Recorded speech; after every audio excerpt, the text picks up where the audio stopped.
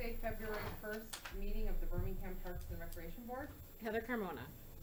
Present. Susan Collins. Here. Pam Graham. Here. Ross Kaplan. Here. Ellie Noble. Here. Dominic Police. Present. John Rushi. Here. Ann Lip. Here. Oh, no, I'm sorry, Ann. I don't count today. You don't count today, sorry. You're my guest, though. Thank you. Number one guest. You count, yeah. All right. All right. Informed. Next item on the agenda is the approval of the minutes of our Tuesday, January 11th meeting. I got a few. Yes. I don't know if it's relevant or important or not. My daughter was over here doing her homework. Oh, she was. I don't know if you. What need is to her count it. first name? It's Charlie, Charli. L.I. Yeah. Okay. It's very Uh, important. Couple other nitpicks here. Page 2. The paragraph, oh, it was page 2. There's some yeah, he is one that's missed. Here, do you want me to see mine? Oh, sure. There are 2 and 3 are Just missing out of two? some of the packet. Ah, okay. So on page 2 where it says, That's 3. there we go, Chairperson, what am I? Chairperson Carmona recused herself. That's repeated. Oh, okay, yep. Find it? Yep. Okay. And then also on page 2, that following, sorry, I'm spread out over here. Okay. I have a couple of my marks. There we go. Right here, since put, I have Yes, that one. yeah. Second paragraph, Thank you. state, Project Manager Laird stated that DPS Director Wood sent put an email. I think he Sent out. sent an email. Yeah. But, yeah. And then, in general, that whole paragraph doesn't have any punctuation, so I don't, Okay. It's pretty well done. yeah. All right, now on to page 3, this second paragraph. At the end, it says, as Carmona mentioned, but previously, I re- Carmona had recused herself. Right, that was one I had to. Okay. So it should be Poulos. Should be Poulos. Dominic, because he was chairing Yep. the meeting at the time. Yep. Okay, 3 more little ones. Page 3, paragraph number 6. Okay. PM Laird has been in contacted, so it just should be in contact. Okay. Next paragraph, number 7. So first sentence says apply for on project, should be one project. Okay. And then the last thing I found was page 4, paragraph 4, Okay. where it says a line, should just be one word, a line. Okay? Okay. Okay. Thank you. Yep. I think I have a couple of in session. Go ahead, John. Thank you. Page 2, and I may be wrong about this, but under the, well, second from last paragraph, talking about the deadline, April 14th, wasn't it January 14th? It was well, Yeah. let's see. Shouldn't that say January 14th? Yeah. Yes. And then the next paragraph, sort of near the end, let's see, the grant application and was approved, there's double was approved Yep. there.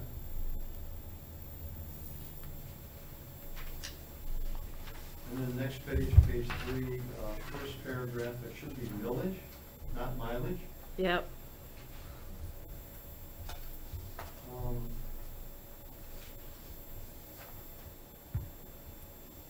I think that's.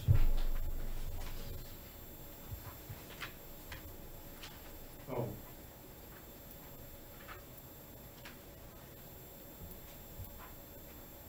I'm moving on a little further. Page 6.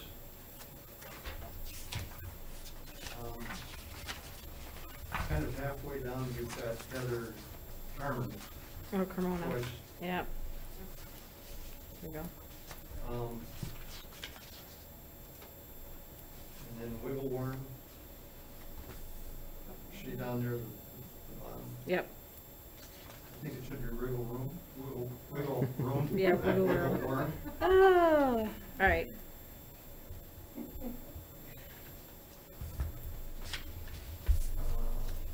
I think that's all I have.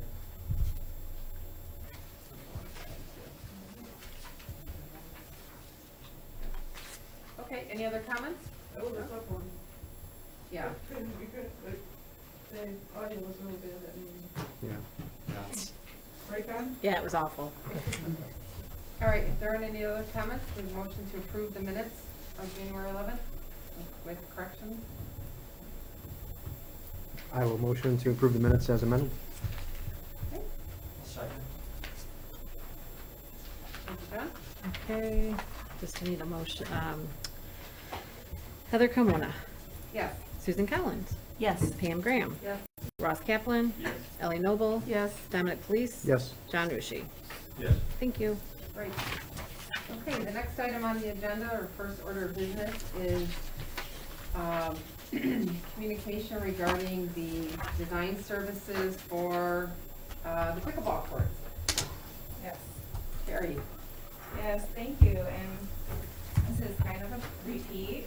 We did this in December, one time before, but at the time, we did not have the proposal from Foresight Design to share with you. So, we were hoping to expedite it and get it in front of the city commission. That didn't happen, the proposal was received early January, and just schedule-wise, didn't go to the city commission yet. So, since we had the time, we wanted to share with you, and it's really the best that you do see the proposal before we proceed with, city commission approval. And so it's included in your packet tonight. The design proposal from Foresight, which Bruce Lemons was here at the December meeting, he's, got a proposal for us to prepare construction drawings and bid documents to proceed with pickleball. And I mentioned at the last January meeting as well, we were proceeding with the survey, and so that's still underway. And then we'll be ready to go to the city commission upon your approval. Nothing else has changed, it's just that the design, the proposal from Foresight is now included for your review. So, Good question. And- We talked, given the location at Kenning, I think we talked about some sort of arborvitae or some kind of green, at least along the Eaton Road side. And do we still think that's a good idea? And if it is it's not in here, it's not mentioned here. right, it wouldn't be part of Wouldn't be part Foresight of this Design's proposal, however, it is something that we could work with, a site plan from like North and Browse to include as, designs begin to be underway. Sure. It's probably something that could be done, if money's an issue at the moment, it could be delayed a year or two, I suppose. But it's something that will be considered as part of the design drawings, is what we're Right, saying. correct. Yeah. We can definitely It's not incorporate reflected it. on anything now. Right. It's something, but we could continue to mention that, Jonathan. Mhm. Ross? I just had a couple of questions. Which landscape was one of them, but what about this, the survey or the street crossing? I know that, is that gonna be done by, I think it was Ron Press you're working with on that, or? Possibly, yes, and I mentioned before that it's being reviewed by our other departments as well. So, we've heard a little bit about that from engineering, so, we just gotta figure out how we're gonna incorporate that into this project. Definitely a consideration, not part of Foresight's purview. Yeah. And the only other question I had is, I read a lot of these type proposals, is printing or travel, are there reimbursables that the city usually gets, or no? I didn't see anything in here. No, and he's local. Yeah, okay, I would- Yeah, so, and this is an actual receive number, so maybe some of that is wrapped in, but no, I can ask that question. Yeah, I just didn't know how the city handles like printing, so sometimes Sure. construction sets. Yeah, that's a you good print question. so many, Mm-hmm, there's a cost involved. yeah. Great. Thanks, Ross. Any other comments? Two for me. First is an extension of what you asked, Ross, in terms of street crossings. Maybe I'm out of the loop. Are we studying pedestrian traffic crossing Eaton or crossing Cole or both? I'm sorry, is it Lincoln? Lincoln, is it? Is that the In case concept? of Lincoln, most people are gonna come probably before the stop sign potentially, and there should be something there. Just needs Okay. to be evaluated, I guess. So the scenario is parking near the tennis, south of Lincoln, near the tennis courts, and then walking north across Lincoln? That would be cool. Yeah.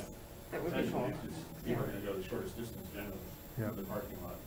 Right, where is the parking? Parking's at Kennedy Park, where do you do cross? Are you gonna walk all the way to the corner, or should we add a crosswalk? So, yeah, we've been in discussion with engineering and our Okay. department. I was just trying to get in my mind, so, Yeah. all right, thanks.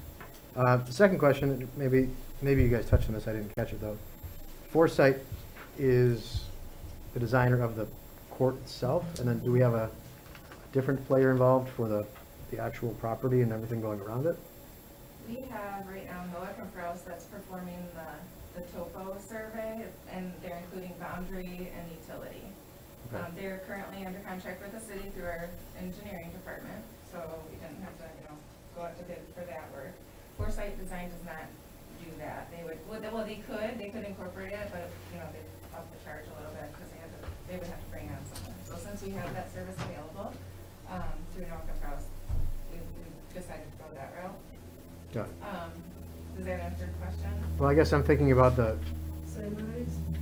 correct, yeah, those ancillary items, whether it's, vegetation or benches or anything of that nature. Shade, et cetera. Yeah, does that, just so, Something we would coordinate, on the property, okay, right? Unless you lined up somebody. Um, Sort of included in the scope. It's included, yes. Yeah, we've Thank asked, you, Pam. not shade, but trash, Right. and benches and Yes, things like site that. amenities are part of the scope. A structure is not part of the scope. We just want to see We talked design. about that. We want to see The because we're landscape not architect, trying to design yet.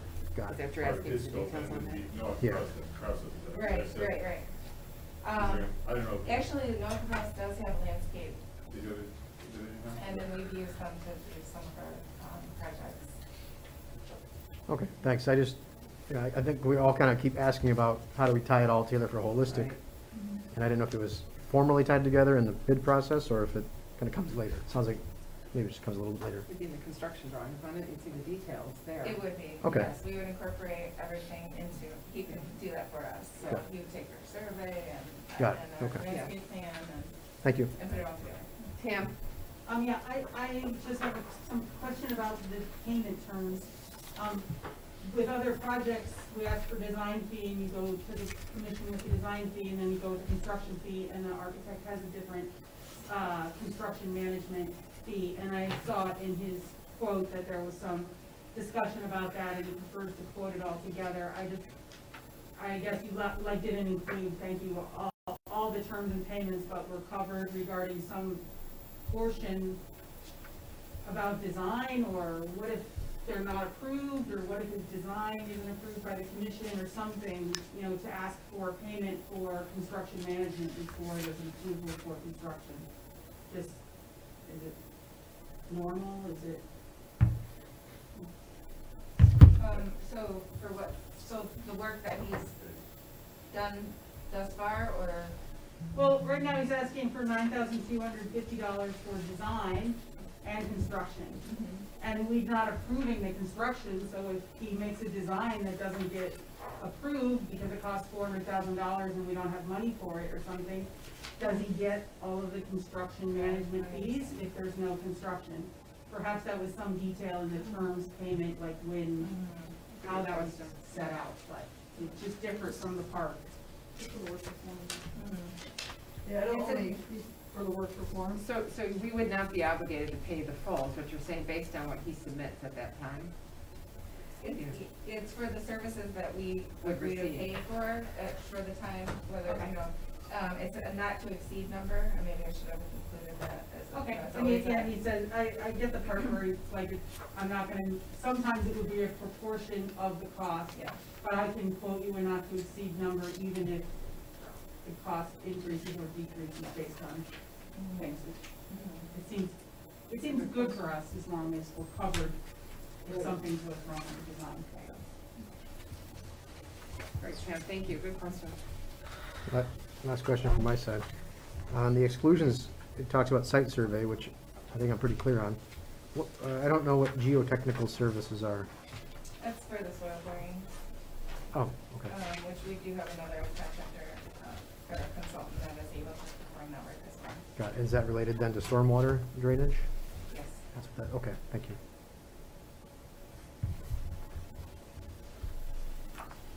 Okay. And any other comments from members of the board?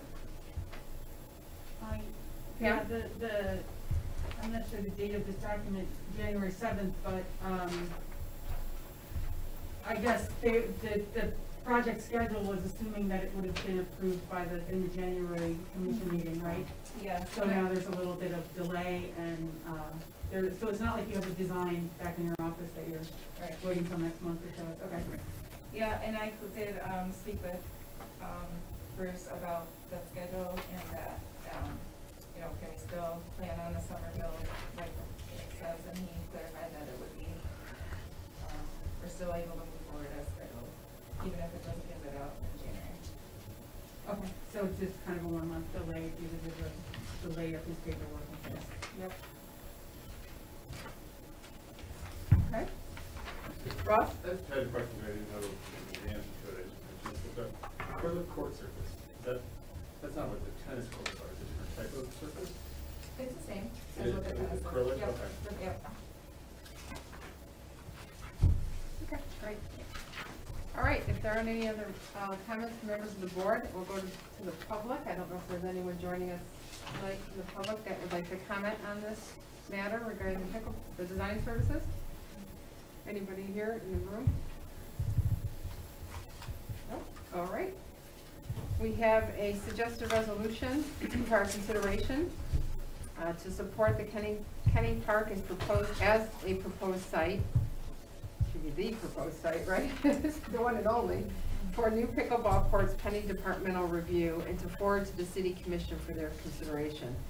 Further, to recommend proceeding with the design development services, including construction drawings and bid documents with Foresight Design Inc. Any comments on the resolution or a motion to move forward? I will move to motion the suggested resolution with the one edit, changing Kenning Park as a proposed site to Kenning Park as the proposed site.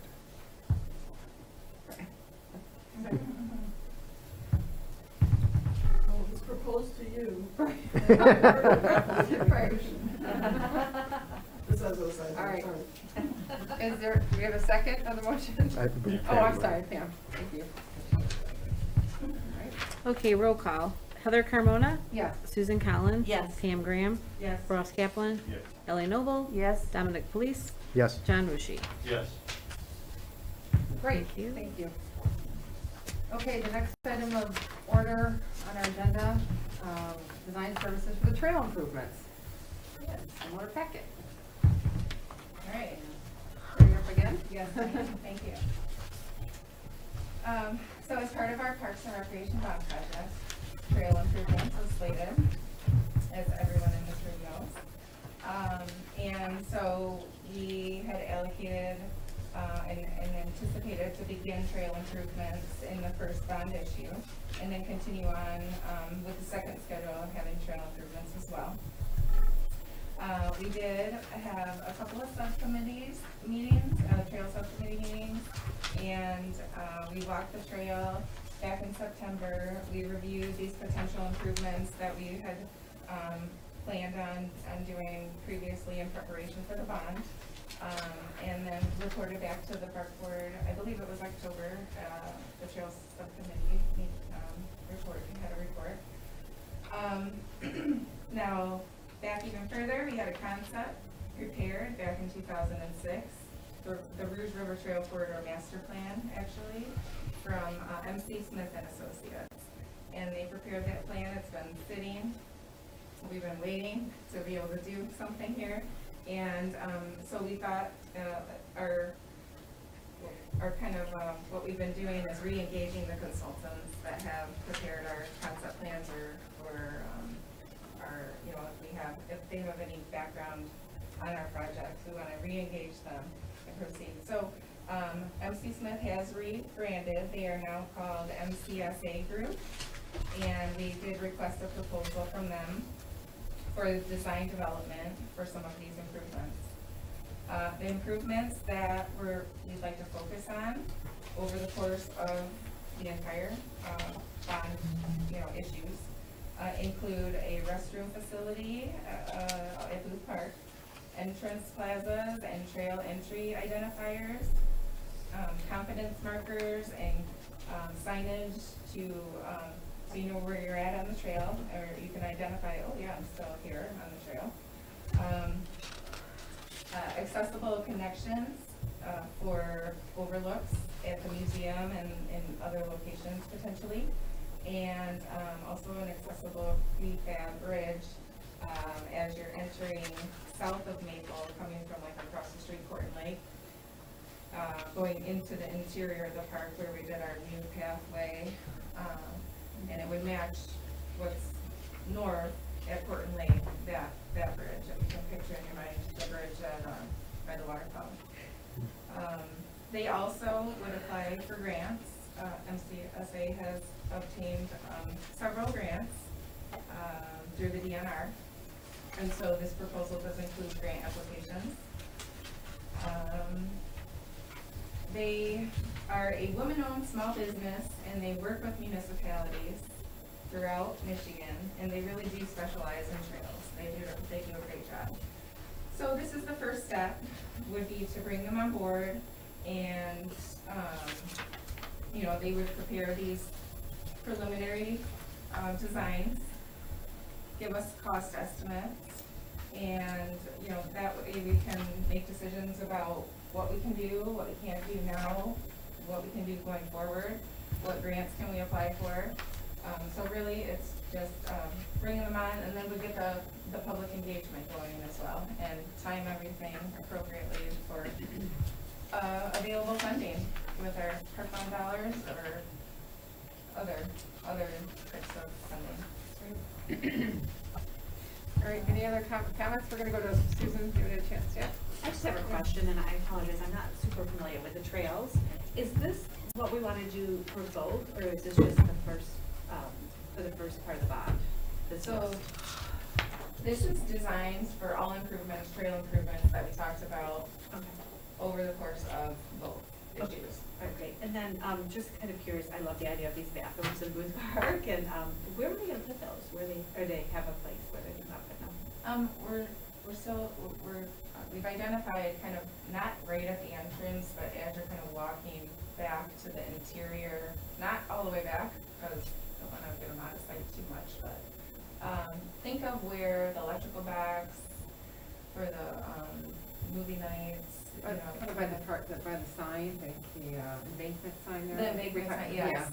Yeah. Yes, as you're Yeah. kind of past the playground Mhm. entrance, entering in, and then, yeah, the bioswale as you're heading back towards the. Thank you. Go ahead, Russ. Just a quick question. You had originally gained no crowds, is that correct, for the survey? When we walked the site and some of the We boundaries? did. And So are then they working with them to, or are they gonna do their own survey? We would work with, they would, Companies to work together? yes, Okay. exactly. And, they actually, I thought you were gonna say in their proposal, they called out Atwell and Hicks Yeah. first, and it's not, It's not Atwell. yeah, that's a typo. That way we'll like it.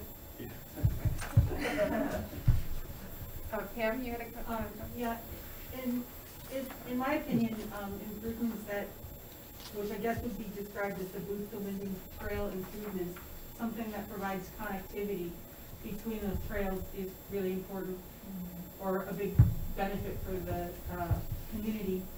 It's a little vague here, but I know you had some vagueness regarding would there be trail access, or would it be kind of like a linear park along Maple, or some way to connect those two? Do you have any further information from the surveys yet?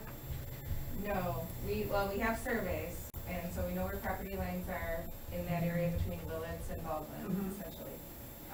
But we do not, like, MCSA has to, show us different options that could work and could not work, we have to go over the river, how much room do we Okay. really have?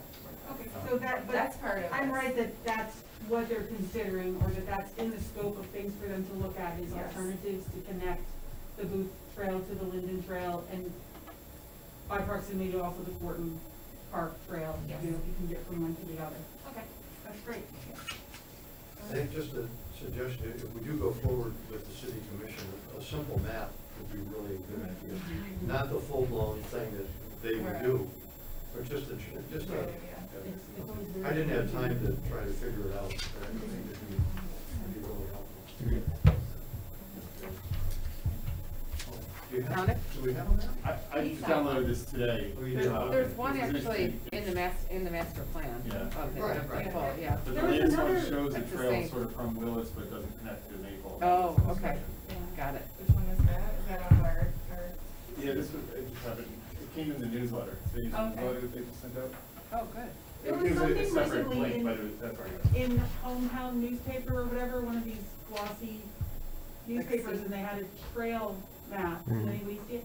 And I can't find it now, I can remember where it is, but they actually like did a little bit better art than the city did, it was a little bit better. But it still shows the weakness of our trails, which in my opinion is, they all kind of converge at downtown, but you could never figure out how to find it from there or get from one to another, so. Yeah. This is a great. Yeah. Right. And that's the overall goal here, is to try to get from one trail to the other. Did you Yeah. you could do the whole, what, how far is it, 2 miles or something? Close to 3, isn't it? Mile and a half? yeah, I mean, if you throw in a loop around Portland Lake, you could really, Yeah. go so 4 miles. Yeah, I think it's over Yeah. 3. It's a mile and a half from one end to the other, like from Fairway to, right? And then maybe the other. That's great. How many cities have a trail run through them? It's wonderful. Right, it is very cool. So, but connectivity is a huge part of what our goals have been for. Okay, now Dominic, you had a question or comment? Yeah, a few questions. First, just overall, does what we're working on in terms of scope and detail and timing, does it set us up for what would potentially be the next round of our eligibility in terms of grants, with the Oakland County grants? The Oakland County grant, so a lot depends on what happens with Adams Park, right? Mhm. So if we receive no funding for Adams, we can reapply next year for Oakland County, which this is perfect timing for that. Okay. We also have the DNR, trust fund grants that are, April is the application date, maybe that's what Connie was thinking when she wrote April. And the minutes, but, so this provides, opportunity potentially to apply for DNR funding. Okay. And then next year for sure, DNR funding, again, and if we do receive money from our Adams, then we can still, I mean, trail improvements, we can Got it. plan it out our, you know. Yeah, so that's with from your cost estimates, we can kind of, we can line things Got out it. appropriately. It's hard to say what exact timing will be. Okay. on that. There's Sounds like the potential timing. For 2 to 3, depending on Adams Park, which would disqualify if we came next year, there's opportunity, I think, for 2 or 3 other rounds within the duration of the There millage, is. right? Yeah. Okay, so timing sounds like it'll fit maybe 1 or 2 of those branches. Yes. What about, you went through in last meeting about the Adams Park proposal, kind of all the criteria that's required for that grant or maybe other grants. Does the detail that we have on hand or we're going to obtain through this, will that check all those boxes nicely? Through this process, yes. Okay, And then, you know, we would want to make sure we have time for public engagement, which we would. okay, good. And trails is very high on the priority list for the county, so. Fantastic. All right, 2 other questions. First is regards to the footbridge over the Rouge River in Linden Park. I think we've talked about that on and off over the past few years, and maybe there's some history of, I can recall that we hadn't pursued it because it was such a large undertaking, right? It was not just a simple plywood bridge, or, you know, that maybe the general public didn't consider all the engineering that went into it. Is there some other history there as far as property access or pedestrian traffic or anything that? And I'm thinking maybe there's some negative feedback as to why that footbridge has been declined in the past. Well, somebody to throw it up, do you want me to respond at all? No, Okay. We've had, bank stabilization needs that, that we could tie in with a new bridge here. We've had a lot of washout of our trail, in that area because of the bend. And actually, HRC, we've asked, a current contractor of the city engineering department to study that area for bank stabilization and improvements. So we felt that we could tie in, that, which is, huge for environmental purposes and qualifications on grant applications Okay. and things. And it's not as, in the concept plan, it's not, it's a precap, so it's a little bit different. It's not the estimate that we had originally thought it was, it's not as much, hopefully. Got it. Going with this option is a little bit less expensive. Okay. But maybe add your question might help. So the bridge is, it's sort of two different things. The bridge is one, which was described, but the other is really the connection from Willits to Maple.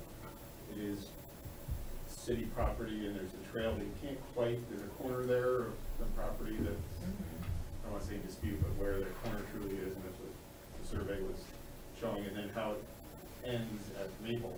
You sort of walk in front yard of some Yeah. property. Yeah. So it's trying to tie that together and help them clean that up as well. So it's sort of two separate Got it. areas. That's what I was sort of showing on that map too. Okay. All right. So I think that covers my question on the footbridge. Then the last one is on the restroom building at Booth Park. I think it's a great idea.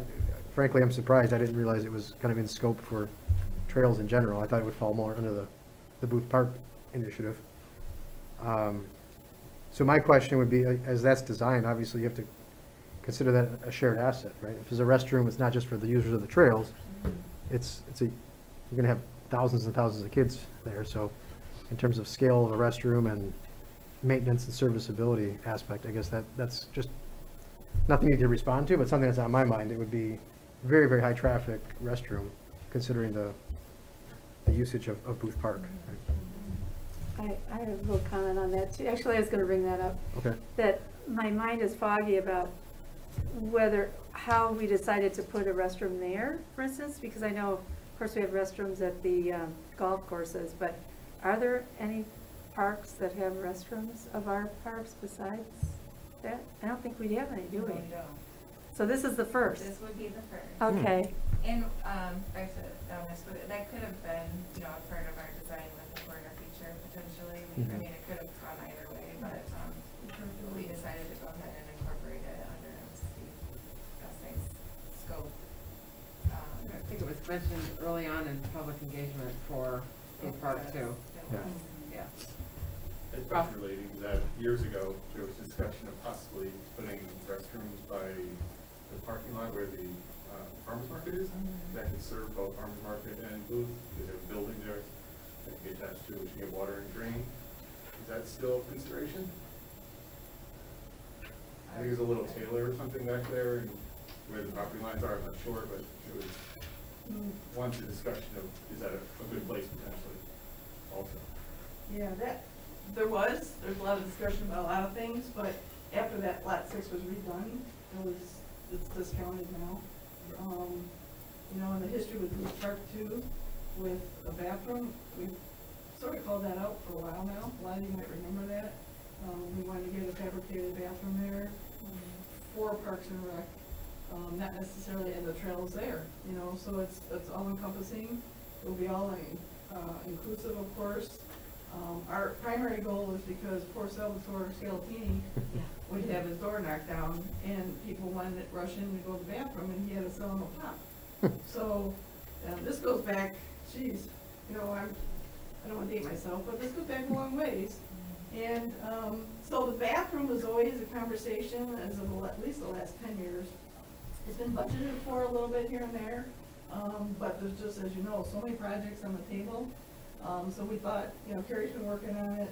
We thought it'd be great to dovetail it. We were gonna do it with a corner feature, which was called out as one of our priority projects. And so was trails. So when we met with both consultants and we determined their expertise and who wanted to maybe more interested in doing one or the other, then it ended up, these guys do it for a living. And they could tackle it with the trail, and placement would be important, usage, type, style, safety, cleanliness, so all that is, you know, all what we've been thinking about. Our trails, our Parks and Rec system has not had bathrooms, because it was never, up until they developed an improved Shane Park, bathrooms were really not contemplated other than porta-johns in parks, just because of multiple reasons. Some of which we already mentioned, but now I think, you know, the time has come. So Jackie, in fact, I think some of you have heard too, she wants to do well, I mentioned it in my long-range plan, she wants to do a bathroom at Springdale. So, and our members are really excited about that too. So I think it's, you know, properly done and done right. You know, it could be a trend. So, yeah. I was just gonna say, I do recall when I joined, that there was a robust discussion about the restroom at Booth Park before, because I remember right now with the temporary, porta-john that's there, a couple board members in particular talked about how they did not want the porta-john to be the entry feature, because right now, when you walk in, that's what you see. So I do remember the discussion of moving it over to that east-facing where, you know, area that we just discussed, because there is more property there, and it's tucked back and buffered a little bit by the shrubs. So I think that was the discussion, that we didn't have to really do a survey or anything.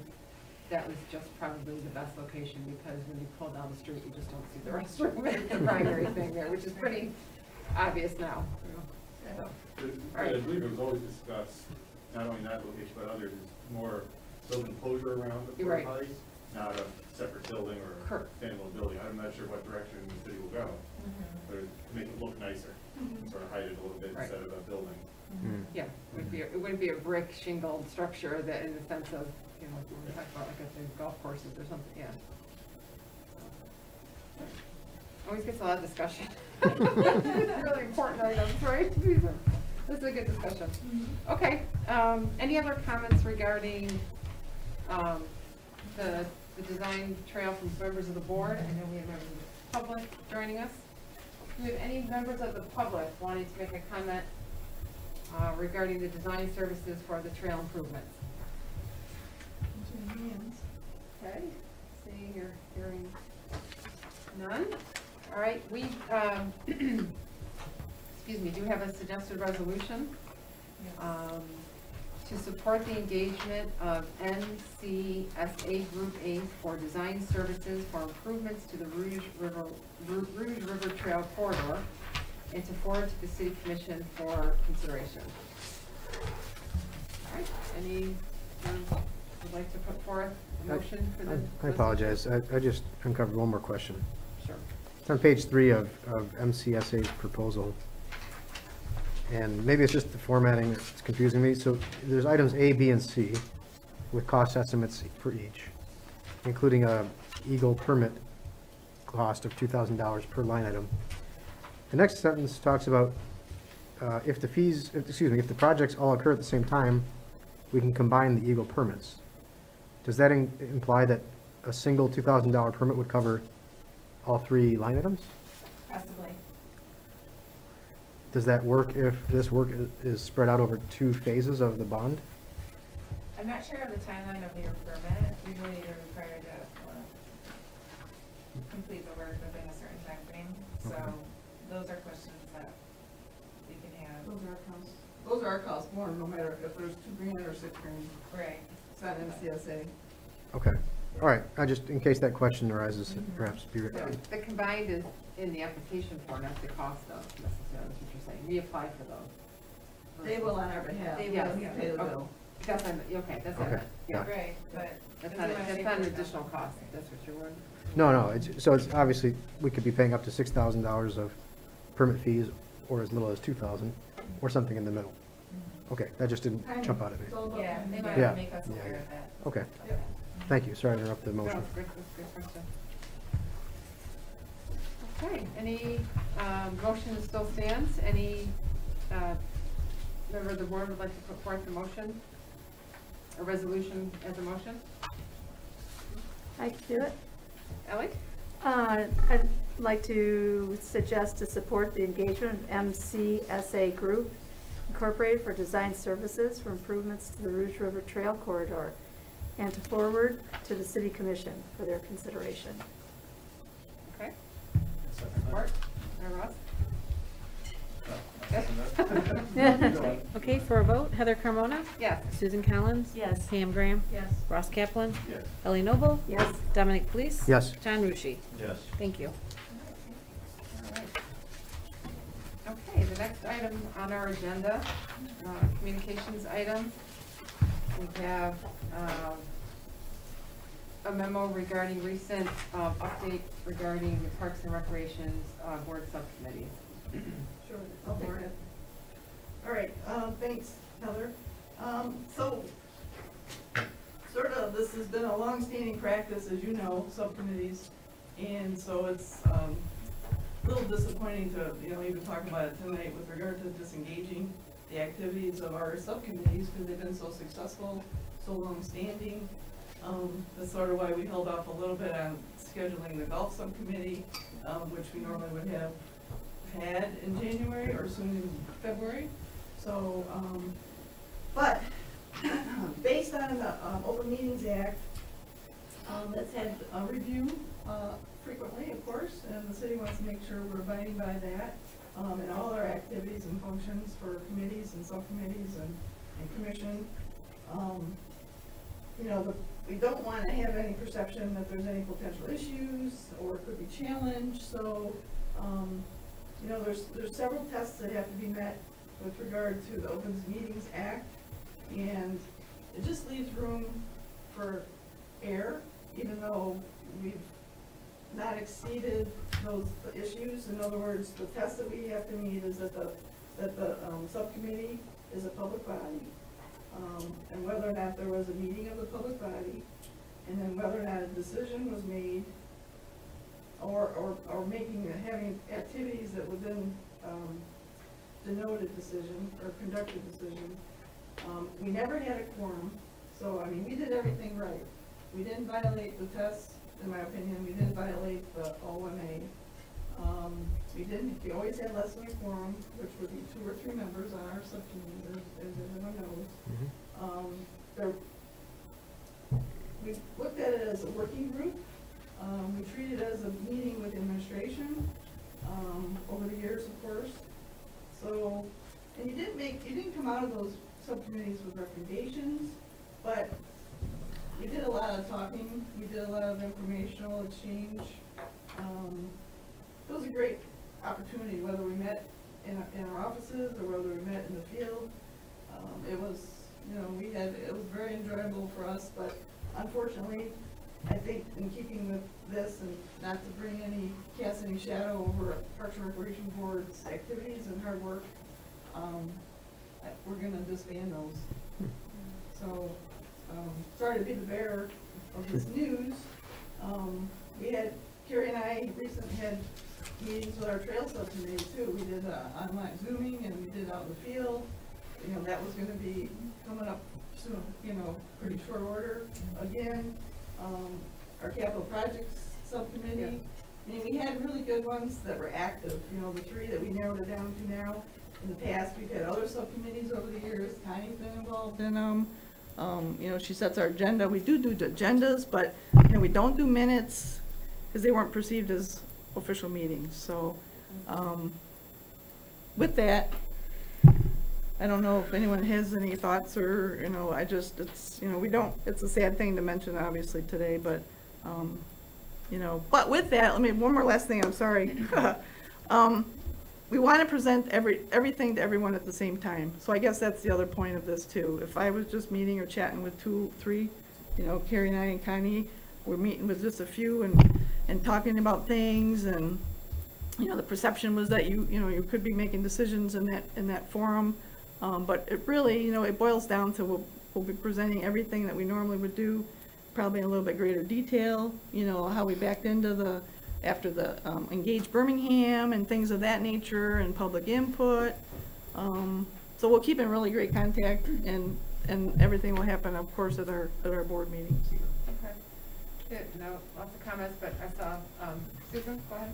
I just had a question about, one of the things that I really appreciated about those, and maybe could we do it as a group, are the on-site visits. Like, when we went out and looked at pickleball, that really helped open up my eyes. And so is that something we can still do, or does that, I mean, as a whole group? Well, again, you know, we're in such high tech, you know, you got the guys behind the scenes that we're zooming, we're recording the meetings, you know, videotaping them, you know, and it's nice to have a building and a facility, you know, we're not gonna be able to do that with those meetings. Yeah. You know, and it just, we don't wanna have it could be, you know, a slippery slope, of course, in that regard, just to be careful with it. Now, you, as board members, of course, are free to go, you know, check out things, look at things upcoming, you know, talk to Heather, I guess, as the chair. And I definitely will continue to work with you through Heather.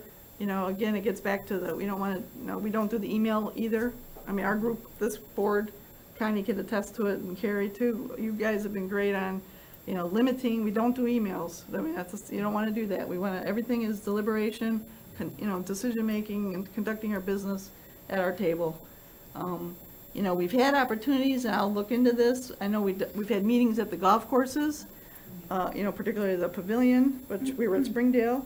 And then the ice arena, it'd be nice to have something there. We could certainly pursue that, maybe Connie, in a party room. But again, I got to check with IT for the meetings and the broadcast, okay? Thank you. I have a question too. It's along these lines. And that is, we're not to email each other, right? Because that would be, I mean, the whole group as a whole, is that correct? Mhm. Okay, so I was thinking it would really be nice to get to know all of you a little bit better than I do, just sitting here one time a month, blah, blah.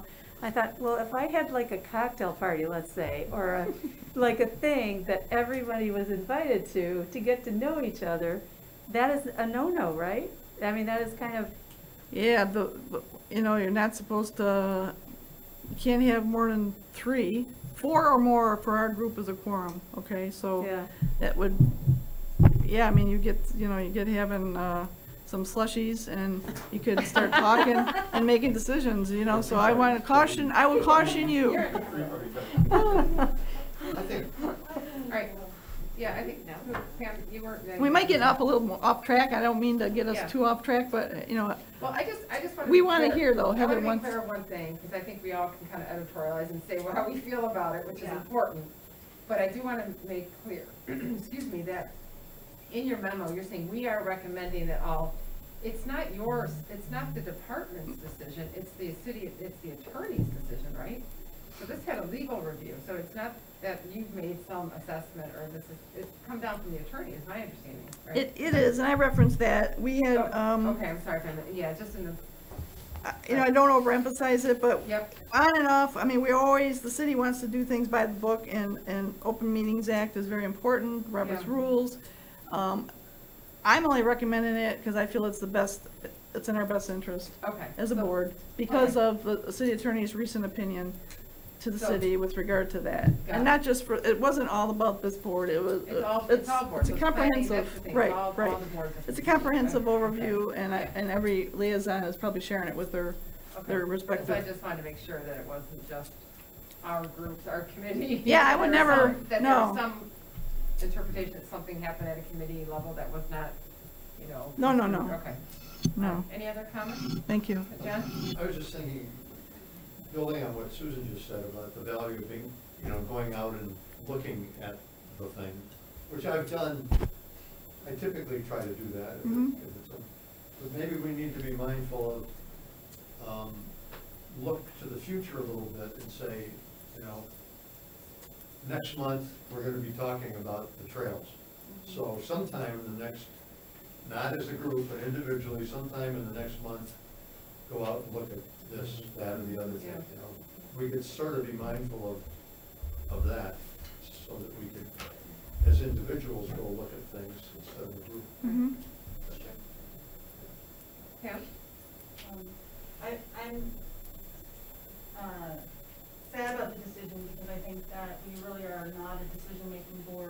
an advisory board, and the subcommittees were just advisory to advisory boards, and I feel like it's being taken to an extreme by, disbanding this kind of task force, but that's my opinion, and I'm not the city lawyer. I do think that, the educational opportunities provided by the staff to the subcommittees are very valuable, and I would say let's look for other ways to do that, whether it's in this meeting, or there can be separate meetings, or even public meetings. For example, sometimes, some of the opportunities I got as a Citizen Academy participant, to get to know a department, to see a department, to go on site. Those can be public, and it would be educational to people on this board and perhaps on other boards to have those opportunities. I'm grateful just for the opportunity to walk the trails with you, for example, and I think other members of this board would be, and we have to figure out how to do that in a public way that wouldn't make it look like we were making any decisions, because there can just be educational opportunities, I think, that are not at all related to decisions.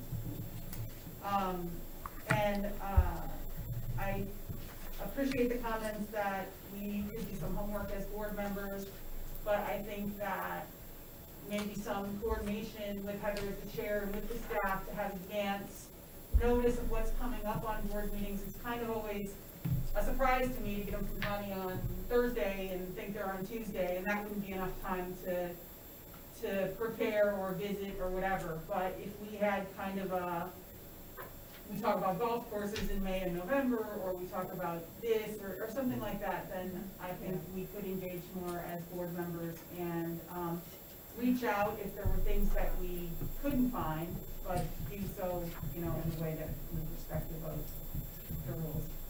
No? Is there a kind of a benchmark to follow with the city commission meetings where there's an advanced publication of the agenda and then a later publication of the packet? Could I don't believe there is any such thing. yeah, when you go on, that's been my experience, when you go online, you can find the agenda posted some period of time prior to the full packet. Oh, well, So, Thursday or Friday it Thursday or goes out, Friday before Monday. and the meeting's Mondays, so we're, Oh, so it's still not a significant lead time. I think what Pam's referring to No. is looking, calendarizing, maybe looking out when decisions are made over the course of several months to say, if we're gonna anticipate we're making a decision Yeah. on the ice arena in September, Got it. maybe we should have a workshop or a Got it. meeting where we're all together like in July or whatever. yeah, definitely. And even if it delays some things, maybe Yeah. I feel like the agenda to include ice rink operations, we're not really sure if that's gonna be next month or not, because it depends on if the report is ready. Yeah. But I'd almost say, oh, don't bring it to me as soon as the report is ready. Bring me the report so I could think about it, and then we could have time to discuss it skip a meeting kind of thing. Just plan a little bit further ahead instead of as soon as something's ready, let's put it on the I'll just agenda. say the comment. As chair, I'm willing to do whatever, I agree with your comments, Pam, that I think it's unfortunate because these are educational opportunities for us to be, to learn about what's happening, because that's how I learned and was able to engage more people in supportive, in learning about things, and when I understand what's happening better too. So I think I want to be conscious too of this should not be something now that loads of, I think that the downside of this is it's gonna fall then to staff to try to, to educate us or provide, as we just discussed, I don't want that to be the case. I think as board members, we all have an obligation to read our packets, to go out and try to preempt or look, to do as much as we can.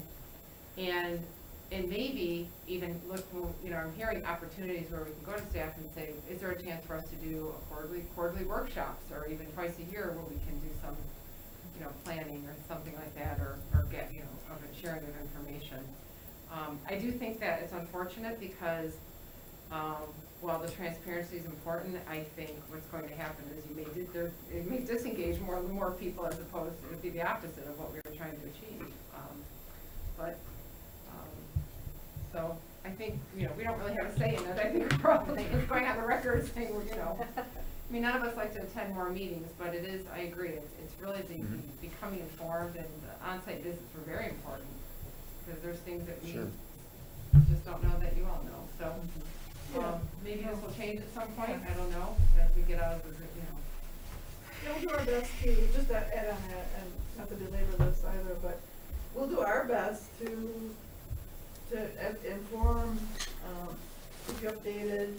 I like the idea, Pam, of, possibly we can do a rollout calendar. Like, oh, these are either typical and customary on these months, or, certain things that'll always be on the list.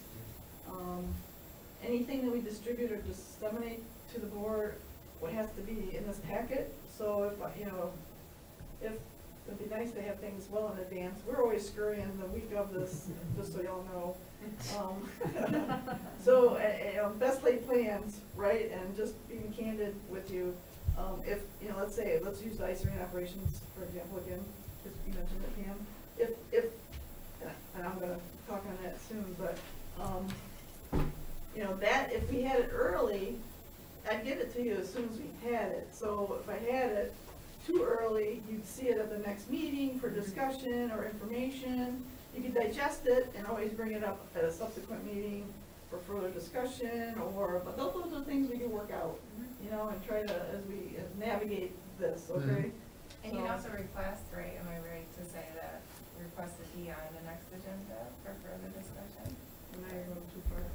I guess I'm going to further. No, I'm joking you. And that's, I guess, we've always had this, we've always had these unfinished business and new business on here, so, if there's something you do bring up, which you guys are great at doing, and we talk about it briefly, then we can bring more, if we have to investigate or get some data or materials, then we'll bring that back to you as soon as things are available. So that's a good opportunity to do that too, right? and I think I want to touch on Ellie's point. We can email, we can provide information to one another. We just can't respond and engage in dialogue to more than one person. So I can send information, you can send information to the board collectively, as long as we're not engaging in taking action on it. So we've done that before, where we've provided, an article or something like this that's gone into the packet. So that's something that I think we can continue to do. It doesn't have anything to do with the subcommittee at all, but Ellie had mentioned that she cannot email a board member, and I just thought about that, but that's not true. You can, but you can only provide information. Just don't reply all. Correct. Yeah. So, okay. So don't reply, I could send something that was really, something about Parks and Recs to all of you. Correct. Mhm. But nobody can reply back. Correct. Is that correct? Yes. Okay, got it. Just never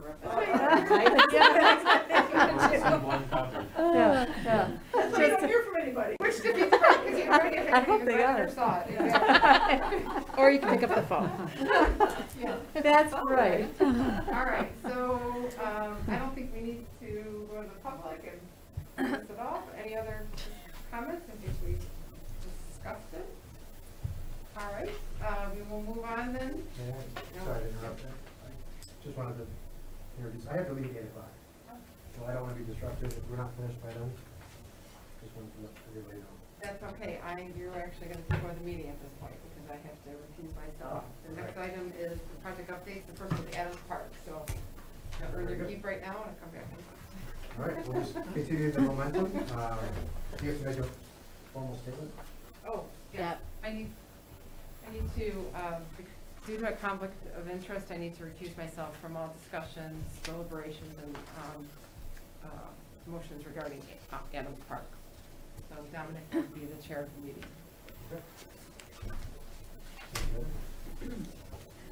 Okay, move on to project updates. These will be verbal updates. We have one coming from Adams Park, one for the ice arena operations, and one for winter sports. So, Carrie, will you take us through? I'm going to start with Adams Park, and then we'll call Heather back in. And then Lauren's gonna move on, so this will be a team effort. Okay, Adams Park is getting very exciting. We are finalizing plans with Dual and Associates. They hope to have us the complete set by Friday. They did already provide us a set that is under departmental review with our city departments. And so we've received feedback already. I'm giving it to them as we get it in so that they can make required changes. And so we plan to bid this out, if all goes well, on Wednesday of next week, the 9th. We put on our bid sites, email to various contractors, getting it out there. And then we'll have a pre-bid meeting the following week, and then bids will be due on the 24th.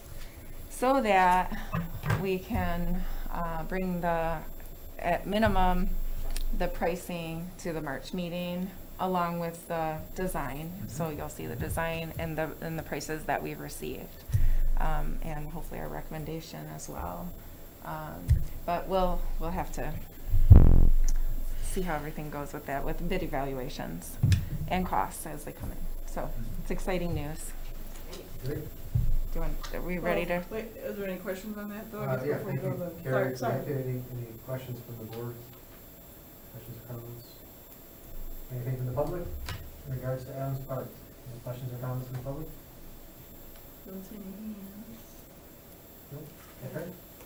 Is Eric, Oh, you got a question? is Eric overlooking us? We have another IT, Isaac is Isaac. actually watching for us, yep.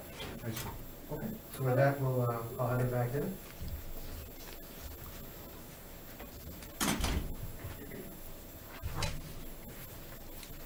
We've concluded the discussion on Adams Park. Back to you for estimating operation. Thanks, Dominic. Okay, we have a communication, a verbal update on the status of the ice arena, Well, an this, operations report. yeah, this is our operations report. I just we wanted to put this on here, sorry. We wanted to add this on the agenda. I know Pam, last time you brought up regarding again, with regard to financials, revenue expenditures for the arena, which you know, we started providing that on a regular basis to the board, but unfortunately, when we were doing that, it was right around COVID start, and we finally got the right format and everything that we liked. Finance was preparing it for us, and then COVID hit strong, and then we shut down because of the construction. So what we plan on doing, and why it's on the meeting agenda tonight, is we're gonna make a document available as regular of a basis as we can, but it's gonna be prepared by finance. They've not prepared anything yet. Now, keep in mind, we only just reopened November 1, and it's February 1. So not too many months yet to report. So I'm in constant contact with Mark Gerber, our finance director. We are in the midst of working on budgets right now too, revenue expenditure for the new fiscal year. But I know he has it on his tickler to prepare something not only for us, to share with us, but primarily for the city commission, because that was a request too, as they evaluated the enterprise fund, ice arena operations, and things of that nature. So look for that as soon as I have something, and if I have knowledge of a time period when I will have it, I can let you know by a note or something as an update here that I might be getting something in the next month or two, if I get something from Mark. So just to keep you abreast of that. So that's all for today. We don't have anything yet. Yeah. But I know it's in the works, and that's definitely, we have those available for the board. Pam? Just a comment about it, thank you, I think that would be helpful, and I did call in on the commission meeting, and I knew that they were looking for similar, without knowledge of what the format is, I would be looking, I've made that comment previously about utilities, since making ice is a utility intensive thing, and we had some new equipment that should be operating less expensively. I'd be looking to see that we could get some detail on if that's working and what those kind of costs were. And then another time it came up was at the last meeting regarding expected revenue and expense streams for ice shows and lessons and things like that. So it would need to show like a little bit of separation of who that is coming from: hockey clubs, skate clubs, lessons, etc., things like that, not just. Okay. But it doesn't mean the first draft will be understandable. We'll just iterate until we get what we need to do to Sure. understand. No, we definitely understand that. Those are things that we get extracted from the reports or from the system that at some point in the future, we need to delve into those or track them separately, but finance will prepare something, and they will definitely work with us if we need to change it. If we can't change it, then we'll find those numbers through our system internally, you know, and just, We just have to start acquiring the data, the information. Right, In order to provide right. the reports, right, to have enough. Yeah. you know, Some of the to things that were kind of analyze. confusing and one that you presented before was about salaries, but maybe that's almost the least interesting, but there was like, what do you mean you're working overtime when the ice rink is closed? And that just had to do with somebody about how different members of staff report their time or which cost centers or something. And to me, I can see that that would be challenging for finance, but maybe it's not so interesting for the board to know how snow plowing the lot in front of whatever, emergency services and stuff get billed to the arena. What I'm hearing is it's a start, Mark will provide a report as a starting point, and we can go from there as to how we can interpret or use the information, okay? yep. Yeah, I also think it's gonna take a year at least, because you're ramping up. That's and, what I you said. know, We need We've never something been to look open at, in the summer a before, baseline. right? Right. So, Right. Right, so bear with us too, that's Yeah. another message. yeah, a couple years probably to really get really good information. You get a break. So, But it's good, I'm glad, it's good that we, because I think it brings full circle the discussion about the enterprise too, you know, helps to kind of have some resolution to that, so. Okay. Very good. The next item on the agenda for an update is winter sports, which it's here, right? Just walk out the door tomorrow. We have winter, right, right. But unfortunately, at our last meeting, I reported that Lincoln Hills is open for sledding, and it's not. And I'm not sure if you've seen the Facebook posts and social media. We've been getting the word out that Lincoln Hills is actually closed right now for exploration of, it's not safe to go sledding. We've got workers on site determining the cause of some wetness that has been an existing condition for quite some time. Plan for repair when it's closed, I mean, that's the time when we can do our things at the course, of course. Of course. So, no, I know, but when I just, in all fairness to staff, it was open for a short period. So it was there, Jackie was there, doors were open, gate was open. We didn't have a lot of snow, it melted quickly, and then we didn't want people on there or active because of the small amount of snow. And then lo and behold, we were able to schedule the contractor to do that investigation for the ground is just saturated, damp, you know, drain tile issues, all sorts of things there that we want to nip it in the bud, get it done before the season, of course, opens. So that's what's in progress now. So because of the construction, our superintendent actually he had locked the gate like a week or so ago. He said, hey, I gotta lock the gate, people are sneaking in here, you know, so that's done with, but the good news is, after the next couple days, Booth Park, right? And the ice rink is open, of course. Yep, don't forget the ice rink, and the Barnum. And the Barnum Outdoor Ice Yep. Rink. Just to clarify, confirm what I'm hearing that is, so we had intended to, and we did open Lincoln Hills for sledding, but now it's closed for the foreseeable future. It's not a weather dependent thing, it's closed for the rest of the sledding season, right? More than likely, unless the repairs could get done and they could be back in a safe condition. Okay, Yes. fair enough. Yeah, it was just the timing was right, the weather got good several weeks back, and it was a timing issue more than anything, just to Okay. get it done. And I, to your point, I hadn't seen the Yeah. social media aspect of it. Is it clearly communicated to the public that it's not a weather dependent situation, it is in fact? No, it's Closed? It's closed due to construction. Okay. Until further notice. All right. Maybe we can get some time out of it, but I don't know. We don't know yet. So. I'm wondering if there could be some sort of the city push out tomorrow, because I think what's gonna happen overnight, you're gonna have people that are gonna go to it in the next Oh, couple yeah. days, Right, you know? right. Yeah. And especially with schools being out. Yeah, Mary Ann. Is Marianne, communicating? Okay, It was on Facebook, I know today. okay, so- yeah, for us, some of us are on our Facebook, yeah. And whatever other social Even media the that we gate or push. whatever, the newsletter that people would sign up for that maybe? It Right. might be good to do a Let's push one-off, email. An Yeah. email note, Yeah. okay. I think that would be, Yep. City of Birmingham. Yeah, yes, in fact, this afternoon, Mary Ann texted me about Lincoln Hills, so Yeah. we reaffirmed. Okay. ironically, I was Yeah. planning to take my kids in tomorrow. Mhm. Yeah. I had no I think clue. everyone's gonna do that. Yeah. Here, here first. All right. Next item related to the ice arena, I think, right, it's a live burn launch, this is an ice Live arena burn. update though, right? This is yeah. So Live Burn is up and going. We're gonna just real quick We're show gonna you our right, good, cool. to Yeah, while you're pulling that up, I just wanna say real quickly, if I may, Chair yes. person, I just have to give a hats off and a kudos to Connie Folk and Carrie Laird. They worked really hard on getting this installed and scheduled and training, and so they've done a nice job. As you know, it was talked about a lot with our monthly updates, you know, with Robert Stempian and everything that you heard before, and so. touch it, Carrie? No. See, prepare for snow. Oh, yeah. All right. Yeah. Oh, okay. Good. Shut that thing down.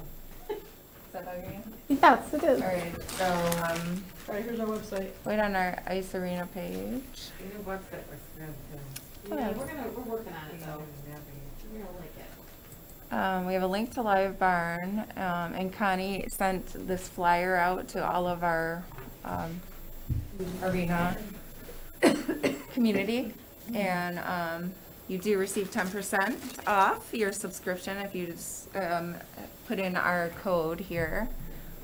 So we've got a link to Live Barn, we've got the code for 10% off discount, and it takes you right to the site. You do need an email, and I could put mine in here, Okay, go ahead. You can sign in, right? Yeah, sign in. just to show you what it looks like. It's pretty cool. Actually, compared this one to, let's say, Royal Oak Ice Rink, ours is really good, because I watched the high school boys on Friday win their game that needed to win, because now they are in first place in their district. Great. And I couldn't tell it was them because it was so small, but ours is like big. Oh, So, yeah, the Royal Oak one's kind of myopic. It's- oh my God, it's awful. You can't tell, unless your child's on the red line, then you can't see what's going on. Really? So I saved this as my favorite at Pop Stadium, but it will show you all the rinks that Live Barn's available when you first, and then you can select the Birmingham Ice Arena. So if you get a subscription, you can look at all of them, or? Yeah, you Oh. can. Yep. And they offer password protection to the figure skating club. Yes. Yes, grandparents. So there we are. There it is. Individual subscribe or Yeah. team subscribe? Yep. There you go. Is that the Yeah. volume? That's volume, sorry. It was down yesterday, so there's still a little time. Yeah, no, it's awesome, yeah. It's really a beautiful rink, you guys. It's just like, you compare that to DSC rink and Royal Oak, and it's just a You beautiful know, rink. it's live, so it's probably. Yeah, and it goes by movement, Lauren.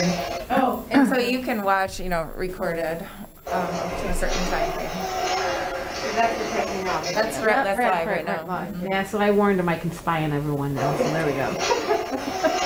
The highlighted part? Highlighted talk, come on in.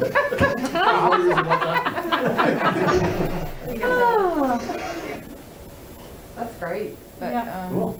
You just really see how nice that rink Can you looks. tilt and zoom and anything, or is it just it's And locked tilt, down to that one zoom, channel? No, you can't.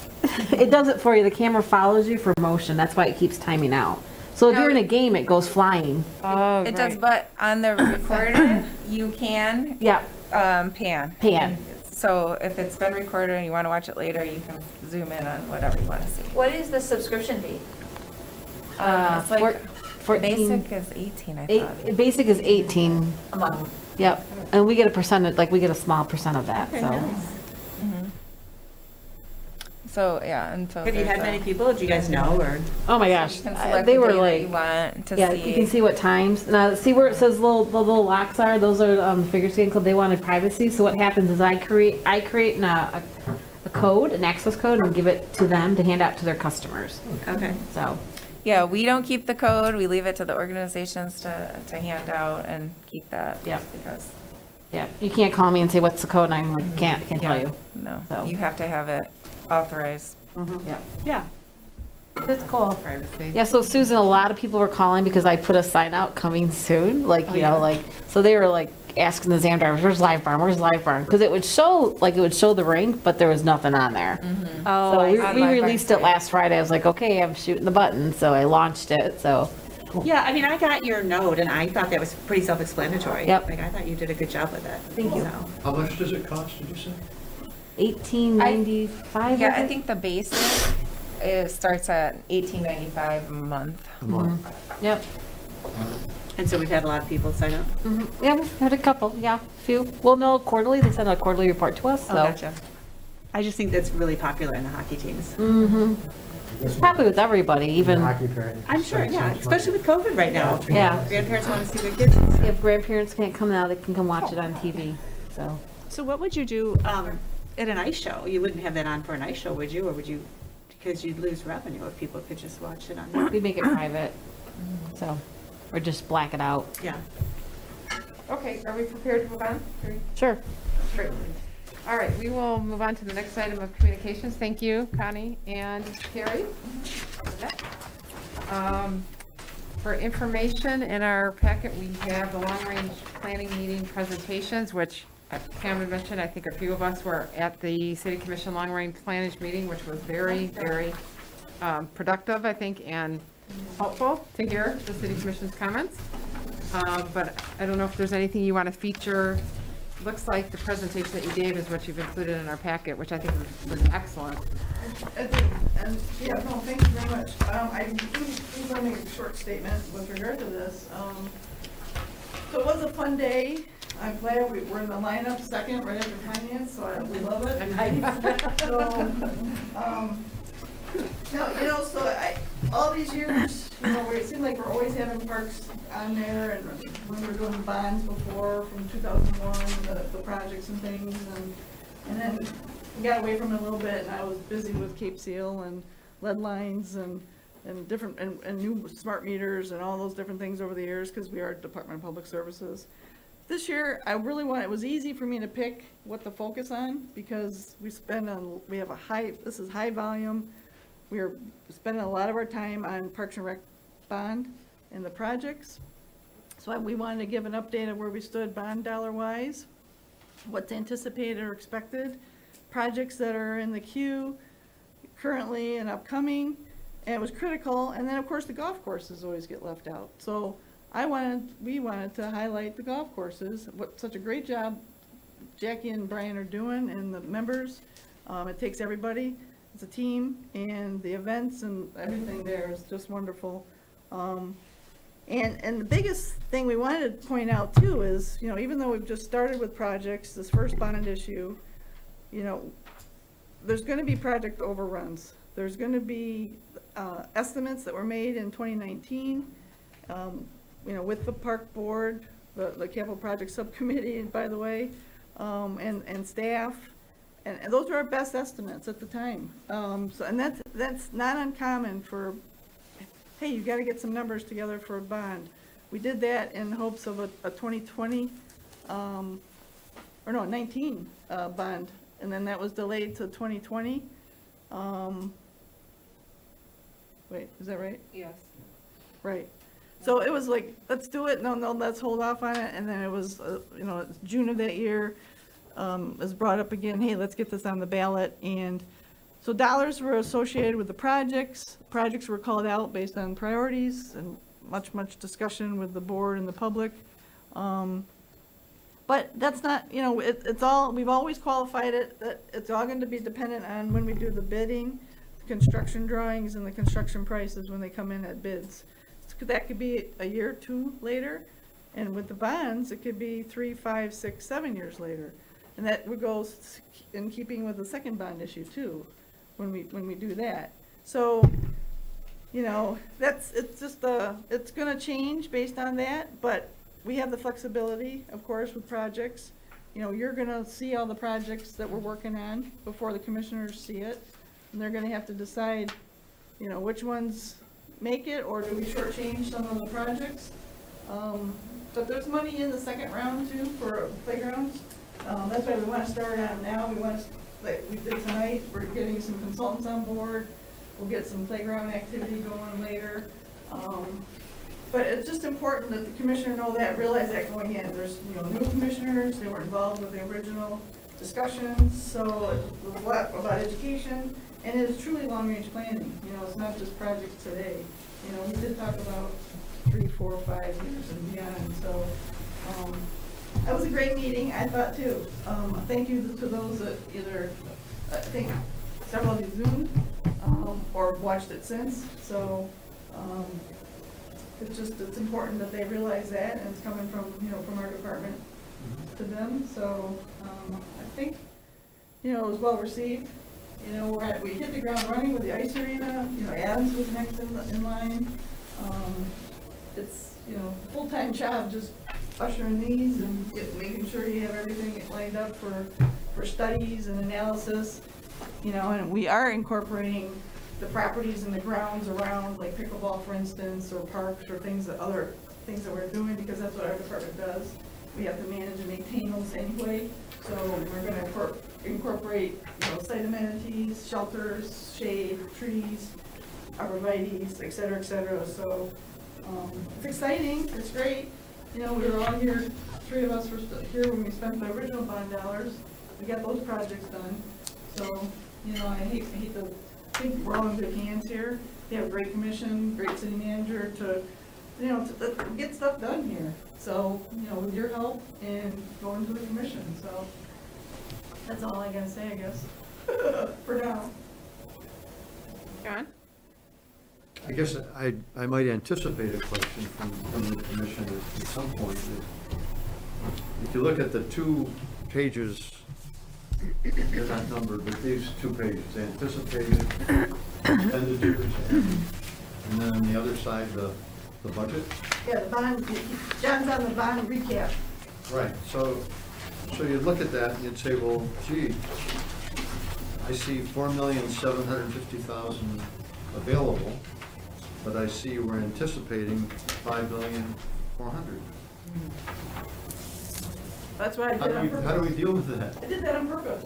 So they know that, so they know. I thought the city manager was very understanding about this. Oh, yeah, no, he's on And it. very much like saying, this is the way it's gonna be, and the ability to make a plan, is the way we evaluate departments. A budget is something different from a plan that you made 4 years ago. And that making a plan is part of good financial management, just like the whole existence of the long-range planning, but it's not a budget. And meaning a budget is a different issue, and you were able to present nicely that there was a fiscally responsible plan, and that there was good management of the budgets once they were set, and that you don't have to manage a long-range plan. You make a long-range plan so you can make a budget, so you can manage the budget, and it was work well done, and I think that you would defend that, or just that that's what happens, and then if you let it paralyze you and you don't make any decisions or move forward because one thing is over budget, you'll never get any of it done. You work in a responsible way to do as much as you can based on as much as you plan. So I was really encouraged by that discussion. Yeah, it was good. I had another question that I hadn't heard before, is on this page, there's the $4,750,000, and then there's bond premium. And it seems like, does that mean that we have more money available? Is that what that means, the bond premium? Yes. I see. So that's good news, right? there's $250,000. We do, but we only will have it once between the 2 bond issues, so it's either allocated, you Right. make it part of our plan now, or maybe available later, so. Yeah. Yeah, but that sounds, then, I guess picking up on what Pam was just saying, when we look at the actual drawings for Adams Park and so on, and we start to get pinning down what's really gonna happen based on real bids, are we supposed to be concerned with that? Are we supposed to try to discuss things that should be eliminated to bring it more in line with the plan, or not?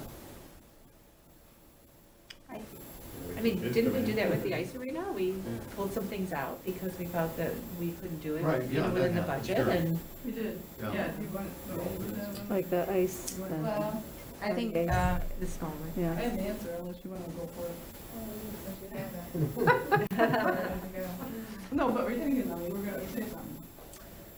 I was just going to mention that if the way that we're laying out the RFP and the cost proposal will allow for additions and deducts similar to what we did with the Ice Arena project. And, It seems that the trails is also similar, is that there's even laid out as quoting 3 different plans, so I think the caution we should have there, though, is that if, we can eliminate, we talked about this in prior meetings, you can cut and cut and cut before you get to a point where you're not getting the quality of the plan overall that we intended to do. So I think there's a give and take in that a little bit too, we just have to be cognizant of what that criteria is, and maybe that's I know we've talked about in the other projects, establishing a criteria for what's, and also in listening to public engagement too. yes. Because I think, a good example with other projects is the public may say, that's okay, because we still think we'd like to have this.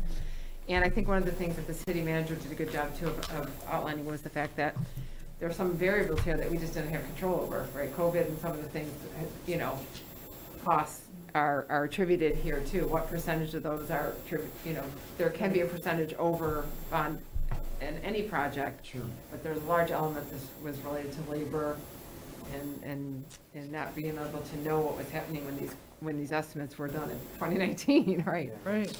So, I think that's my question is, obviously, we had huge inflation in the last year, and COVID's caused a lot of issues, and these were done before then. And so how do we make that decision? Because we don't want to just cut. We still want to do a good product. And so how do we do that without saying we end up at the very end way over budget? So when we look at Adams Park, to me, when we first say $1 million, I'm like, oh, we're so far over. But you have such a good point. We don't just want to cut things because inflation and stuff that was beyond our control. And so how do we make those decisions as a board when we start looking at them? And I felt like the gentleman that did all the work for the ice arena did a really good job at that for us, because he understood all of that, and hopefully maybe our landscape person can do that as well. Show us where, and help us a little bit. Yeah, there's gonna be things that we're just not gonna be willing to give up, right? Right. We are big proponents of let's build it right, because we don't wanna come back. We had to do some of that in the past, like at Barnum Park, for example. We got rid of grading, and it's just, regrading, we cut that. It was a big chunk of change, and, that was the first of like, okay, we don't really need to do that, do we? Well, yes, we should have done it, and we, so I've learned over the years. Yeah, and, Or postpone, instead of thinking in terms of eliminating, what about some things that we have to postpone for the second phase where we've got 6 million, not 4 million? I think our role is really to do exactly what we're doing here, is deliberating and making it a discussion as to what making sure we're in line with the priorities, making sure that we're paying attention to the public engagement, and make those decisions accordingly at that time. I think it will vary depending on each project at any given time. It's hard to say, I think, what that criteria will be exactly for each project, But Pam? I think it's important to consider operational costs as well as capital costs. And there was some mention of that during the long-range planning. There was some mention of that during the meeting where Adams Park was approved, where the city manager said something like, why don't we have big grass so we don't have to water it, or whatever. But challenging that idea, I think, of operational costs and maintenance costs. One of the projects we'll have to consider is water park, and I can imagine that there's, operational costs that are even much different than what we incur now, even adding a bathroom. And so my appeal to Lauren or the staff would be, think of a way maybe you can help educate us about operational costs of these parks and maintenance costs, and how we can look at future capital expenditures with an eye on how that will affect operational costs. Because we did it with the ice arena, and actually, could believe we had an improvement in operational costs because of energy reduction. And maybe the next things aren't like that, but we need to consider that, because I would expect questions from the city manager or the city commission in those regards, especially something like a water park or a bathroom. That's a big one, that water park. splash pad. Splash pad, yeah. Not a water Right. Not a water park. That sounds really good. Big curly slide. Yeah. That'd be cool. There's a wave machine. Big budget now. Oh. All right, great. And did you Oh, have, any other were you raising your hand? comments? Oh. No, I was just saying that I'm excited about the splash pad. Oh, gotcha. All right, great. Okay, next item on the agenda, any unfinished business or discussion? Pam?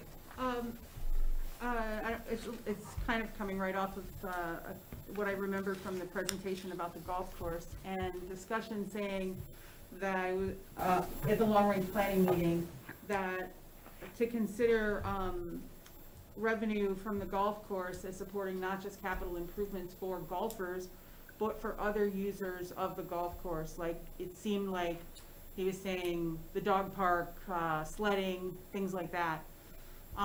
In my opinion, that's important to think about other users of the golf course. I'm sad to hear that Lincoln Hills is closed, for example, for winter sports this season, and to think about people besides golfers using those lots of acres of city parkland.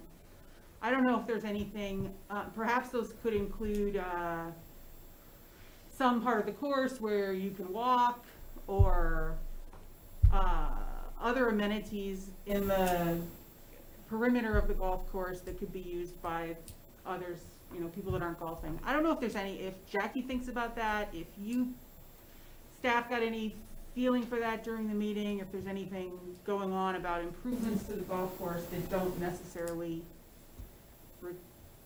just benefit those people with a club, if that makes any sense. Well, can I answer that now? Sure. Or just sort of touch on it, I guess? I guess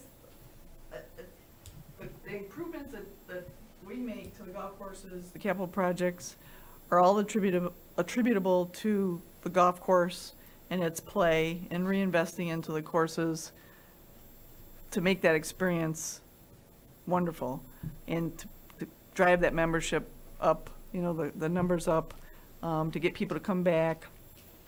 So, and we've always had a longstanding practice, of course, of sledding there and cross-country skiing, and in fact, it was even more pronounced before, because we rented skis out, right, Connie? Yep. Cross-country skis and things. But sometimes those two activities don't quite mix so well.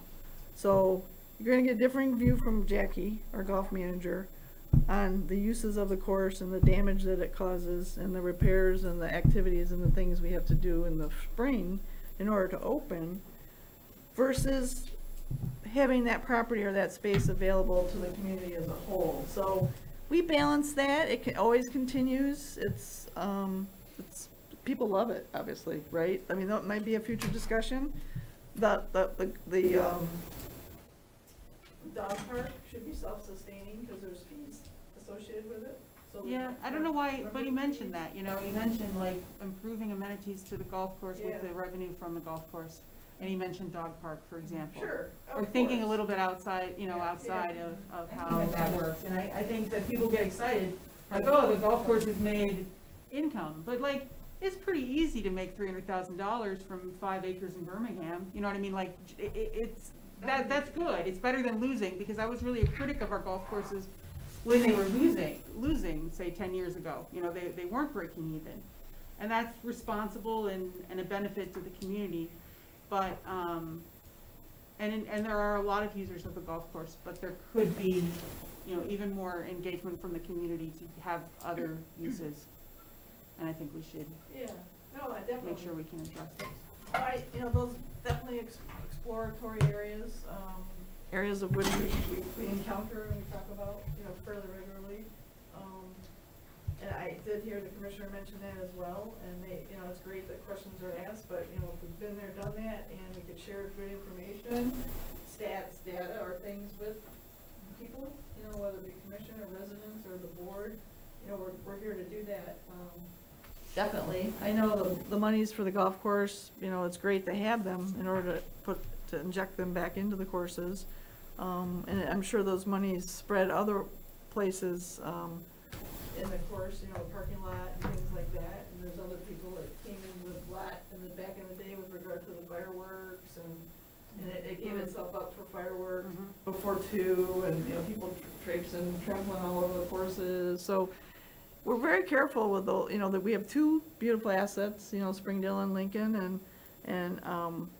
but, you know, we're fortunate, and I think all of those things need to, you know, be vetted here and there, and, you know, just get the answers and then move on once we know those things. And they could certainly, you know, Jackie's offered, you know, rather than use other monies, we don't use any other park monies for the golf courses, but, you know, if we're on a good run with making some income, you know, maybe we can. That'd be something I'd have to consult with the finance director, just to get a better take on whether or not. Or even just to consider them as parks beyond golf courses, you know, like, well, is there room for an improved playground there? And that's kind of hard at Springdale because it really wouldn't be, it's not a Birmingham neighborhood, right? But, We do. There is a park there. There's a park. yeah, there's there, a, Money's there's, Alley. yeah, there's a, yeah. Just saying that walkable, it's a Blue Hill Hills. What does the shelter fall under? Is that golf course? Parks. Yeah, the dog park, the shelter, the Springdale Park. So we're sort of side by side. Anyway, you know, so, but no, I mean, I think, you know, scratching that surface and looking at those things and the questions from, you know, commissioners, and like, I think there was a newer commissioner too, those are things that it's good to be informed, you know, and some good groundwork, you know, might help alleviate some of those questions, and maybe we'll change, you know, maybe we can do something differently too in the future, you know, so. I guess my question is, I mean, like you even commented, there's bad years and there's good years, and those golf courses have had such good years. Is there like a ton of extra money sitting there, or is it just being reinvested into it? I mean, are we talking about real money that's just sitting there somewhere, or are they, I mean, that's. Well, it better be real money somewhere. But, you know, we're gonna have to we're gonna have to do the irrigation system. Right, that's my I called out point. for It might need it, because next year might not be a good year. Right, you so, you know, it's a business, so you keep your money until you need it, you know, you open your checkbook and you find things that you need to spend your money on, but it stays within the confines of that business. So it does stay there. So whether or not we can do those other things still have to be explored, and certainly can be, I guess is my We're point. not going out for another bond anytime soon, so I think we have to, yeah, those monies, just because we have them, doesn't mean that they're just gonna be spent. Right, Right, right. of course, yeah, Well, and we're still paying back the clubhouse. right. For at least 15 years, that Yeah. I'm aware of, it was a Right. big loser. I A think- long time. Yeah. I think the conversation, I think it's a great one to have, to continue to always think innovatively, but I think when you see, you know, profit on something, I think it, you know, the commissioners was also, oh, there's found money, there's the money that we can use for this, you know, that was kind of the sense that we got, where that's not necessarily the case, right? So, but I think, again, to your point, Lauren, it's the newness, that, you know, when you have an observation, you share it, and, you know, I don't think they were informed of really the way it works either, and so it's a good thing to have this conversation, probably, you know. Yeah, Yeah. you don't know unless you ask, right? Right, yeah. So, Bye, Dominic. I know you have to leave, so I Yeah, I don't know. know if you have a note for the. No, I did, I wrote it down. I just wanted, what's our we name? almost made it down there too, right? We are Marchers. We still have a couple agenda items. Heather, I just had something anecdotally that's not a big deal, but I thought I'd bring it up here. I just came back from a resort that had a tennis court, and they put 2 pickleball courts on the tennis court by paint. And then they had 2 pickleball, gosh, what am I thinking of? You know, the nets, 2 nets that are actually on wheels. So they actually created temporary pickleball courts on one tennis court that looks pretty cheaply done. I mean, they put, people who are there to play tennis then put those nets up against the fence. But I'm wondering if you knew of that kind of an innovative, easy way to, Yes. and cheap it looked, too, for maybe neighborhood pickleball courts here and there. Yeah, and that's something we could try again. It's been some time since we did striped some tennis courts with pickleball. Wasn't it, we got a lot of complaints actually from tennis players that it was too distracting, and Because Ross is a So, big but it's tennis worth player. another try. Oh. It's worth- Are you saying this? It is striking. We did look at that. Yeah. That was one of the options for Yeah. all the We spaces. painted it and then we put tape on, they ripped the tape off and. I did not, but. But even like, Yeah. Pam mentioned previously, like in a parking lot area, Yeah. an area that's not being used necessarily all the time, where we could do some portable. And I think it's definitely worth exploring, and it doesn't have to be part of the bond, we could just budget and try it out.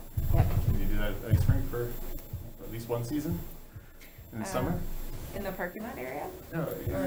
Inside. Oh, we did, inside, yeah, we did. Oh, that's right. I know you can't do it now, but. I would, right. Actually, the small ice is like, it's not gonna be Yeah. winter, right? Right, so the small ice So rink, maybe there will be more activity in the rink this year, Right. in the summer, because the big ice is cold, and that other room could have other community activities. yeah, we're looking at dry ice activities. Yeah. and Which we- pickleball is one of could be them. Yes. Yep. Oh, Yeah, we've good. thought about, you know. That's very good. Pilates, Turf, pickleball. Yeah. Then they give a party in the party room and play pickleball. Yeah. And Volleyball, rollerball, pickleball, yeah. volleyball would be a big one too. There's a lot of need for volleyball out there. Yep. All right, so, I sounds know, like, just sounds good. like we can adapt. Yeah, exactly. And do something, right? Test things as we move forward. Has the date for the ice show been set? We met a few weeks ago. We picked a date of May 22nd, which we proposed to the Figure Skating Club Board, who joined us at the meeting. They were going to go back to their board to confirm. It's going to be called a recital, not an actual ice show, a recital. And then I met with Brenna, who's one of the instructors for the Figure Skating Club, and then two of the ladies who work under the city of Birmingham. And then we're going to have a meeting next week, 2 weeks. In 2 weeks, we're going to meet, the three of us, and discuss our options. So yes, it has been. So a date and a show director or a recital Recital. manager or? In the works. In the works. date's not finalized. No, the date's not finalized. They're going to bring it back to the board, and so. You haven't heard back Is from there when we any met? decision about lighting or something like that? I know that. I was resigned discussed. from the board, so I don't know. No, I'm not, I was looking at Connie, but then Sorry. Pam was still talking. Sorry, Pam? Light, there was a discussion about some expenses like lights or Yes, we're gonna something. have our curtains. The city owns their own curtains, so we do the curtains, the lights, the spotlights, so. We just won't have, if they want to get a costume, they can order it online, and then we'll have, like, Learn to Skate will be more like a recital. They'll show the parents of what they've learned, so. Yeah, but we're hoping to recoup some of that cost, although there won't be a registration fee. A registration fee, but there still will be admission costs. Admission costs. We're gonna make it affordable For this year. great. for And this then year. Next year. Look out, no.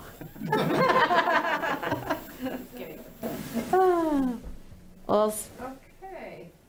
speaking of the ice show, just FYI, so we did finalize the date for the ribbon ceremony, this ribbon cutting ceremony. We just did that, invites will go out, you guys. Oh, okay. You want Can you publicly say the date or not yet? Yeah, it was March 20th, Oh, cool. from 11 to 2. More details to follow, though, so. Okay, great. All right. We'll move forward then. Any items of new business that any board member would like to bring up? I actually have one, and I don't want it to turn into a big discussion here. We can put it for the next, but just something I've been thinking about when I was looking here. We are in line to update the master plan, aren't we? No, is it, so? We know that too. Yes, I know you are, but it occurred to me, I was like, oh. I guess my question is, when does that process start? Whenever Connie can get to it. All right, meeting over. Don't come dice game. It's a good point. It goes through this end of next year, I believe. It's 2020, is it through 2023 or 20, it doesn't say on the, It sunsets like December 31 of 23, right, Connie? That is correct. so you have a year beyond the date of, because it says 2022. So we have a year beyond that is when, by law, we have to have another plan started, right? Or not adopted? Adopted, yeah. Okay. Yep. So, Because this was adopted by the city commission in 2018. So it's a 5-year plan? Okay, I thought it was a 4-year plan, okay, 5-year. Oh, no. No, it goes through 23. Goes to 20, okay, then we have time. I was thinking Yeah. this, sometime this year, we had to start something, okay. We will start planning Well, for later it. this year. Yeah, we'll bid out, Okay. yeah, we'll bid out for consulting services, more likely. And, All right. yep. But there won't be a subcommittee. I knew somebody was gonna pick up on that. Yeah, that was a big working committee, by the way. Yeah, sure. Yeah, that It's was. a rolled subcommittee. Yeah. Right. Okay, well, and I say that also in anticipation of how we talked about planning, right, and looking at, so we all can kind of mentally begin to prepare if that's Sure. coming down the pike in the fall or later this year, what can we be doing to become more acclimated to the process for those of us who have not gone through that here, so. So, Ross will conduct a workshop for us all. Right. Yeah, that is a good mention, by the way, Heather, because. there will be a lot of extra workshops here for the public and things of which we'll have to create, engage Birmingham and Yep. all sorts of items that we'll have to lay out and roll out for upcoming, probably need to start, because that does take, 6 to 9 months potentially to get something, Yeah. the whole that's right. process, like from start to finish. So, And, timing with the bond projects, there could be, that's a lot of different levels of engagement that we want the community to be a part of too. There could be engagement fatigue on some things as well, so. That's for people to decide, not us. Okay, really good. All right, good meeting. If there aren't any other items, we will adjourn, or actually, excuse me, open to the public for items not on the agenda. We lost our public. All right, not seeing any, we will adjourn the meeting, and the next meeting is, if we don't have it here, it was March, what's the date? March 1st. Okay. Second. All right, great. Drive safe tomorrow, everyone.